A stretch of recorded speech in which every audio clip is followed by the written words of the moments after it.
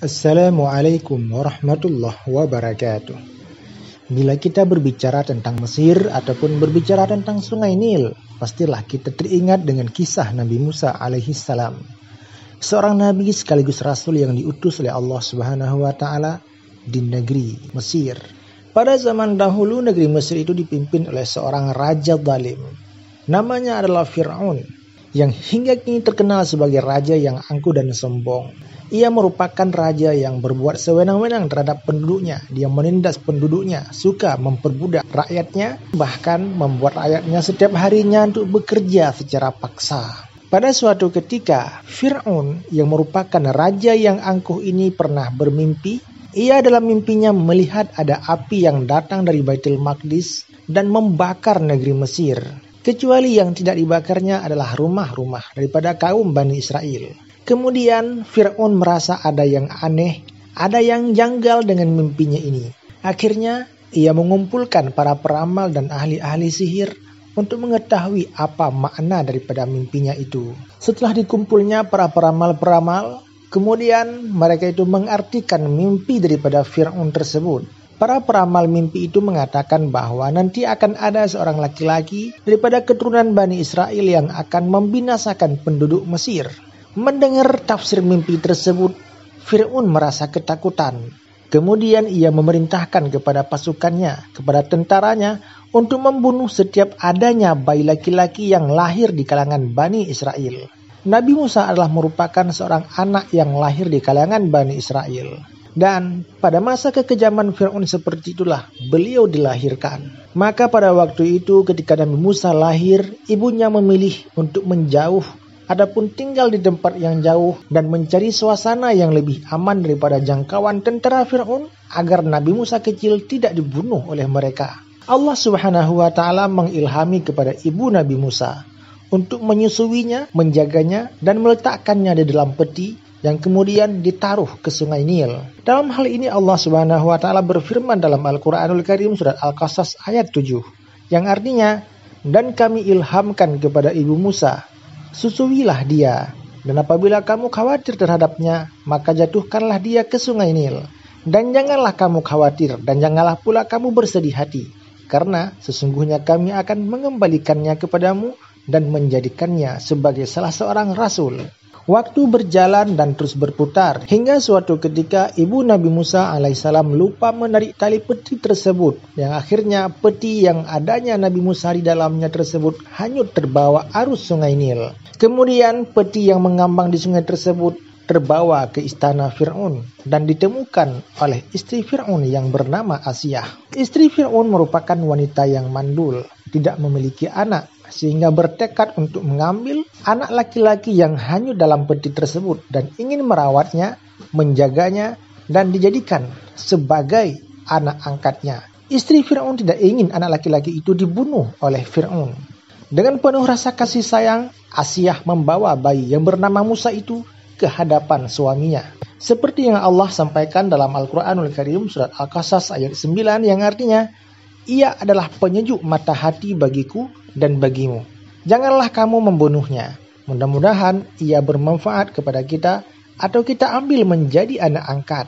Tanpa pikir panjang, saat itu juga Fir'aun menyetujui permintaan istrinya untuk tidak membunuh bayi tersebut dan dia menjadikan Musa kecil sebagai anak angkat. Pada suatu ketika Asiyah yaitu istri Fir'aun sedang menggendong Nabi Musa kecil dengan penuh kebahagiaannya, terlintas dalam pikirannya bahwa anak tersebut perlu disusui. Maka Asiyah kemudian menghadirkan beberapa ibu susu untuk menyusui bayi yang bernama Musa tersebut. Namun alangkah terkejutnya, Nabi Musa kecil menolak semua pemberian susu daripada ibu-ibu tersebut, hingga akhirnya ibu kandung Nabi Musa lah yang kemudian harinya menjadi orang yang menyusuinya. Ketika ibu Nabi Musa mengetahui bahwa anaknya ada di istana Fir'aun, ia pun kemudian bergegas ke istana Fir'aun dan meminta agar menjadi salah satu ibu susu bagi Nabi Musa. Siapa tahu Nabi Musa ingin menyusui padanya. Padahal ibu Nabi Musa sudah tahu bahwa itu adalah anaknya. Ibu Nabi Musa pun mengambil anak tersebut untuk disusuinya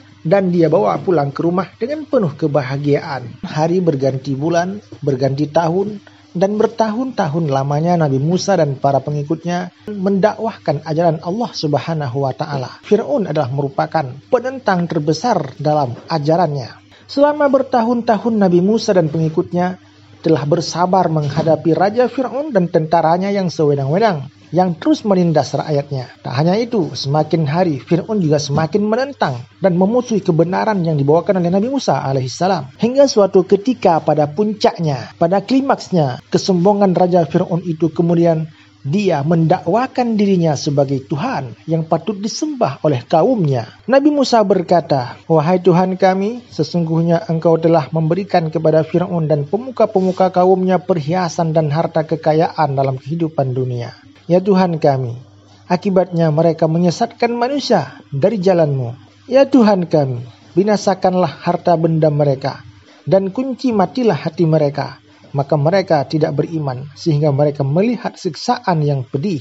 Surat Yunus ayat 88. Karena lamanya Nabi Musa bersabar atas kejahatan dan kezaliman Raja Fir'aun, akhirnya atas izin Allah Subhanahu wa Ta'ala, Nabi Musa dan para pengikutnya memutuskan untuk keluar dari negeri Mesir dan menuju ke negeri Syam. Kabar ini kemudian tersebar dan terdengar sampai ke telinga Fir'aun. Mendengar kabar bahwa Nabi Musa akan pindah dan menuju ke negeri Syam, Fir'aun ternyata sangat marah dan kemarahannya memuncak sehingga ia mempersiapkan pasukan dan bala tentaranya mengejar Nabi Musa dan para pengikutnya. Pasukan Fir'aun tersebut terus mengejar dan mengejar Nabi Musa dari belakang. Beberapa pengikut Nabi Musa melihat bahwa di belakangnya ada pasukan Fir'aun yang menyusul mereka. Masalahnya adalah di hadapan kaum Nabi Musa tidak ada jalan lagi, karena di sana yang ada hanyalah lautan. Kemudian Nabi Musa berkata kepada kaumnya, "Sekali-kali tidak akan tersusul. Sesungguhnya Tuhanku besertaku. Kelak Dia akan memberi petunjuk kepadaku." Inilah firman Allah Subhanahu wa Ta'ala dalam surat Asy-Syu'ara ayat 62. Pada ketika itu, keadaan benar-benar gawat, keadaan benar-benar genting, di mana pasukan Fir'aun terus mengejar dari belakang, dan pasukan Nabi Musa pun di depannya adalah jalan buntu, karena di depannya yang ada hanya lautan yang membentang luas. Namun dengan segala kekuatan, dengan keimanan yang kuat, Nabi Musa kemudian berusaha menenangkan para pengikutnya. Maka tak lama kemudian turunlah wahyu Allah Subhanahu wa Ta'ala yang artinya, "Pukullah lautan itu dengan tongkatmu." Maka terbelahlah lautan itu, dan tiap-tiap belahan adalah seperti gunung yang besar. Ini sebagaimana yang disebutkan oleh Allah Subhanahu wa Ta'ala dalam surat Asy-Syu'ara ayat 63. Ketika lautan pun terbelah, Nabi Musa dan pengikutnya kemudian bergegas melintasi jalan tersebut dan disusul dari belakang oleh Fir'aun dan pasukannya yang mencoba mengikuti melintasi jalan yang dilalui Nabi Musa dan pasukan-pasukannya. Namun siapa sangka ternyata lautan yang terbelah menjadi jalan tersebut, kemudian di belakang kaum Nabi Musa, lautan tersebut kembali menyatu dan Fir'aun dan pengikutnya pun tenggelam. Ini sebagaimana yang Allah firmankan dalam surat Asy-Syu'ara ayat 65-67 yang artinya, "Dan kami selamatkan Musa dan orang-orang yang besertanya semuanya, dan kami tenggelamkan golongan yang lain itu.